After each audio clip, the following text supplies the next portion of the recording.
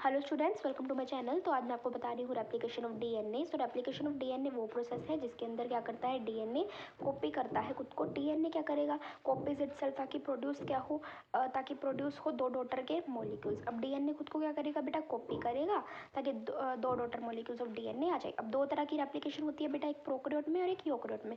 अब प्रोकैरियोट में क्या होता है, रेप्लिकेशन सेमी कॉन्जर्वेटिव होगी। सेमी कॉन्जर्वेटिव का मतलब देखो, हमारे पास दो पेरेंटल डीएनए के, दो पेरेंट के DNA, the parent DNA has two strands. जो पेरेंट डीएनए है बेटा उसके पास दो स्ट्रैंड्स होंगे। अब दो स्ट्रैंड्स कॉम्प्लीमेंट्री होंगे, आपस में एक दूसरे से कॉम्प्लीमेंट्री होंगे। तो क्या करेंगे, ये जो दोनों, ये जो पेरेंट डीएनए स्ट्रैंड है जो आपस में कॉम्प्लीमेंट्री टू ईच अदर है बेटा, ये फर्दर क्या करेंगे, ये रेप्लिकेशन के अंदर जाएंगे। अब रेप्लिकेशन में जाएंगे तो दो डॉटर के मॉलिक्यूल्स बन जाएंगे, और दो डॉटर के जो मॉलिक्यूल्स बनेंगे उसमें से जो हमारे पास डॉटर के जो मॉलिक्यूल्स बने, आधा उनके पास पेरेंटल डीएनए होगा और आधा ही उनके पास कौन सा, न्यूली सिंथेसाइज डीएनए होगा। अब जो न्यूली सिंथेसाइज डीएनए बेटा जो आया इसके अंदर, इसे हम लोग सेमी कंजर्वेटिव क्यों बोल रहे हैं, क्योंकि half of the original DNA हमारा कंजर्व्ड है डॉटर के डीएनए में। आई होप आपको इतना क्लियर हो गया होगा। नेक्स्ट हम लोग बात करते हैं, ये देखो ये पेरेंट डीएनए है, यहाँ से दो डॉटर डीएनए आ गए। नेक्स्ट हम लोग किसकी बात करते हैं बेटा, एक second, just wait a minute. Okay, so next हम लोग बात करते हैं बेटा इनिशिएशन ऑफ रेप्लिकेशन की। सो रेप्लिकेशन जो डीएनए सिंथेसिस का इनिशिएशन है, यानी कि डीएनए का बनना, वो कौन सी साइड पे होता है बेटा, ओरी साइड पे। अब in case of prokaryote there is a single side, और यूकैरियोट में कितनी साइड है बेटा, multiple side of the origin है। याद रखना, ओरी साइड मतलब origin of replication. So initiation of the replication कहाँ होता है बेटा, ओरी साइड पे होता है। ओरी साइड मतलब ओरिजिन ऑफ रेप्लिकेशन कहाँ पे, प्रोकैरियोट में बेटा सिंगल होगी एंड यूकैरियोट में बेटा मल्टीपल ओरी साइट होगी। No initiation of replication, so initiation जो होता है डीएनए के सिंथेसिस का, वो हमारा ओरिजिन ऑफ रेप्लिकेशन पे होता है। ये पॉइंट वापस से यहाँ पे दोबारा लिखा गया है, इसको थोड़ा स्किप कर दो, ठीक है, क्योंकि सेम लिखा हुआ है। अब डीएनए सिंथेसिस सेमी डिसकंटिन्यूअस होता है और बाई डायरेक्शन होता है। तो रेप्लिकेशन ऑफ डीएनए हमारा 3 से 5 डैश डायरेक्शन के अंदर होगा, ठीक है। 3 से 5 डैश डायरेक्शन में हमारा रेप्लिकेशन होगा डीएनए का in the direction of the parent strands. अब पेरेंट की स्ट्रैंड के डायरेक्शन में हमारा रेप्लिकेशन होगा 3 से 5 डैश की डायरेक्शन में डीएनए का, ठीक है। रेप्लिकेशन कहाँ पे होगा, 3 से 5 डैश डायरेक्शन में डीएनए के रेप्लिकेशन होगा पेरेंट स्ट्रैंड्स के डायरेक्शन में simultaneously both the strands of DNA. मतलब दोनों के दोनों स्ट्रैंड पे बेटा, ऐसा नहीं कि एक ही स्ट्रैंड पे रेप्लिकेशन हो रही है, नहीं। देखो दो पेरेंट स्ट्रैंड होते हैं, वो आपस में कॉम्प्लीमेंट्री होते हैं, तो रेप्लिकेशन हमारे दोनों स्ट्रैंड्स के अंदर होगा, लेकिन 3 से 5 डैश डायरेक्शन के अंदर होगा पेरेंट स्ट्रैंड के।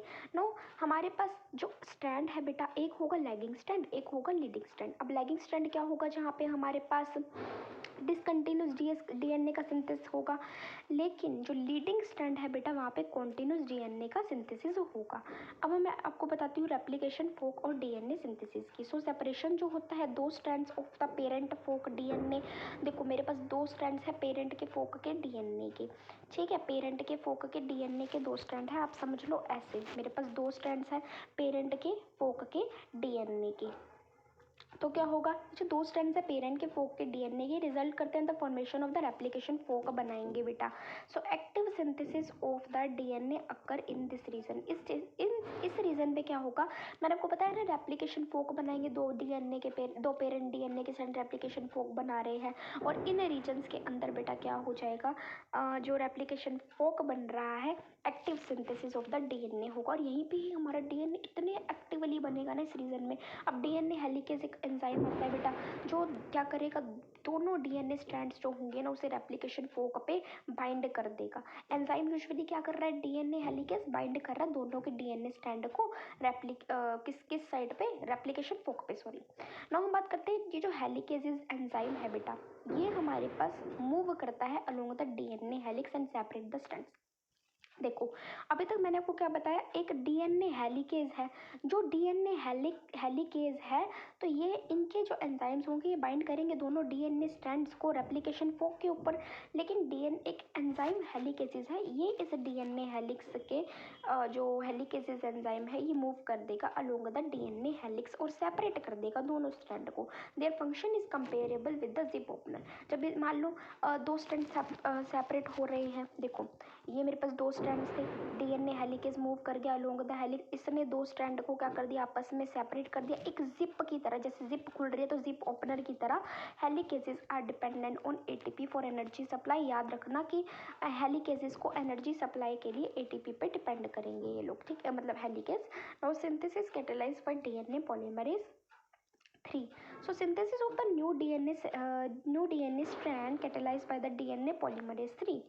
ठीक है, 5 डैश से 3 डैश डायरेक्शन के अंदर हमारे नए डीएनए स्ट्रैंड बनेंगे। जब मैंने पेरेंटल डीएनए स्ट्रैंड बताया तो वो 3 से 5 डैश की डायरेक्शन में था, लेकिन जब मैं नया डीएनए का स्ट्रैंड बता रही हूँ तो वो 5 से 3 डैश की डायरेक्शन के अंदर है नया डीएनए स्ट्रैंड। डीएनए पॉलीमरेज 3 से कैटेलाइज हो रहा है। ये एंटी पैरेलल है पेरेंट के टेम्पलेट डीएनए स्ट्रैंड के। वही बोला है ना कि वो आपका 3 डैश से 5 डैश डायरेक्शन में था, ये उसके एंटी पैरेलल है 5 डैश से 3 डैश की डायरेक्शन में। और ये किससे कैटेलाइज हो रहे हैं, नए डीएनए के जो स्ट्रैंड है वो डीएनए पॉलीमरेज 3 से कैटेलाइज हो रहे हैं 5 से 3 डैश डायरेक्शन में। यहाँ पे हमारे पास बेटा प्रेजेंस है चारों डीऑक्सी राइबो न्यूक्लियोसाइड ट्राइफॉस्फेट की, यानी कि DATP, DCTP, TTTP। What is DATP?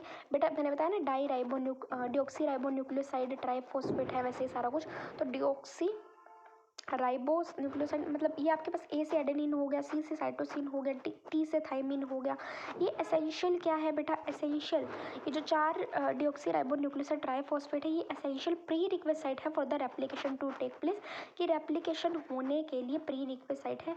The synthesis of the 2 new strands simultaneously take place in the opposite direction, one in the direction of the 5 dash से 3 dash। देखो मैंने आपको क्या बताया कि जो नए डीएनए स्ट्रैंड्स है बेटा उनकी सिंथेसिस 5 डैश से 3 डैश की डायरेक्शन में होगी, लेकिन जो पेरेंट डीएनए के स्ट्रैंड थे उनकी 3 डैश से 5 डैश में हो रही थी। अब नए वाले के 5 डैश से 3 डैश में हो रही है, तो बेटा चाहे आपका टुवर्ड्स द रेप्लिकेशन फोक हो या अवे द रेप्लिकेशन फोक हो, हमारे नए डीएनए स्ट्रैंड्स जो होंगे वो अपोजिट डायरेक्शन के अंदर जो होगा साइमल्टेनियसली उनकी डायरेक्शन होगी, मतलब दोनों ही बेटा होगी तो 5 डैश से 3 डैश में ही होगी नए वाले की, चाहे आप टुवर्ड्स द रेप्लिकेशन फोक जाओ चाहे आप अवे द रेप्लिकेशन फोक जाओ। अगर टुवर्ड्स द रेप्लिकेशन फोक होगा तो कॉन्टिन्यूस होगा, अवे होगा तो डिसकॉन्टिन्यूस होगा। अब एक हमारे पास प्रॉब्लम आती है जिसे हम लोग बोलते हैं polarity problem. So other DNA strand with 5 dash end present some problem. जो दूसरा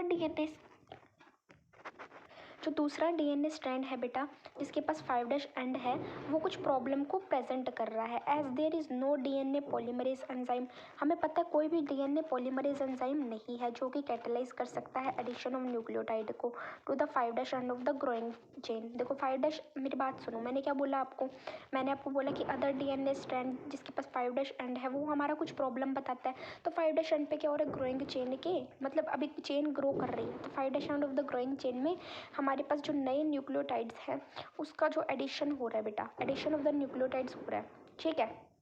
ऐसा कोई एंजाइम नहीं डीएनए पॉलीमरेज का कि वो न्यूक्लियोटाइड जो ऐड हो रहे हैं उसको कैटेलाइज कर दे ग्रोइंग डीएनए चेन पे। तो ये प्रॉब्लम किसने सॉल्व की थी, by synthesising this strand as a series of small fragments. अगर आप स्मॉल फ्रेगमेंट्स की तरह इस स्ट्रैंड को सिंथेसाइज करो, छोटे छोटे टुकड़ों में सिंथेसाइज कर दो, ठीक है। ग्रोइंग डीएनए स्ट्रैंड में अब नए न्यूक्लियोटाइड ऐड हो रहे हैं, डीएनए पॉलीमरेज इसको कैटेलाइज नहीं कर पा रहा क्योंकि वहाँ पे वो डीएनए पॉलीमरेज कोई एंजाइम ही नहीं है। तो हम अगर डीएनए फ्रेगमेंट्स ले रहे हैं तो ये pieces are made in the small 5 dash से 3 डैश डायरेक्शन एंड लेटर बाद में जॉइंट भी हो सकते हैं। अब ओकाज़ाकी पीसेस बोलते हैं इसको, स्मॉल फ्रेगमेंट जो कि डिसकॉन्टिन्यूसली सिंथेसाइज हो रहे हैं बेटा डीएनए ओकाज़ाकी फ्रेगमेंट्स है ये, ठीक है। ओकाज़ाकी पीसेस बोलते हैं, these are the small fragments of the discontinuously synthesized DNA. What is discontinuously synthesized DNA, it is the lagging strand, ठीक है।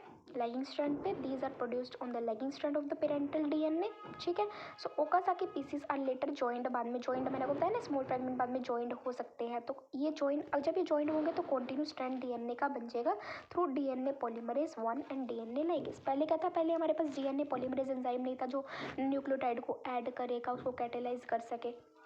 लेकिन अब की बार क्या है, हमारे पास डीएनए पॉलीमरेज 1 और डीएनए लाइगेज है जो हमारे small pieces of the fragments बने हैं उसको ओकाज़ाकी पीसेस बोलते हैं। डिसकॉन्टिन्यूसली स्ट्रैंड पे बने हैं मतलब लैगिंग स्ट्रैंड पे। तो अब की बार जब ये स्मॉल पीसेस जॉइंड होंगे तो कॉन्टिन्यूस स्ट्रैंड बन जाएगा DNA polymerase 1 and DNA ligase से क्या हो जाएगा बेटा, ये कैटेलाइज हो जाएगा। अब हम लोग बात करते हैं किसकी, रेप्लिकेशन इन यूकेरियोट्स की। सो रेप्लिकेशन ऑफ डीएनए, मैं आपको application in eukaryotes next video में कराऊंगी। आई होप इस वीडियो में आपको ये समझ में आया होगा। Thank you so much for watching, bye bye.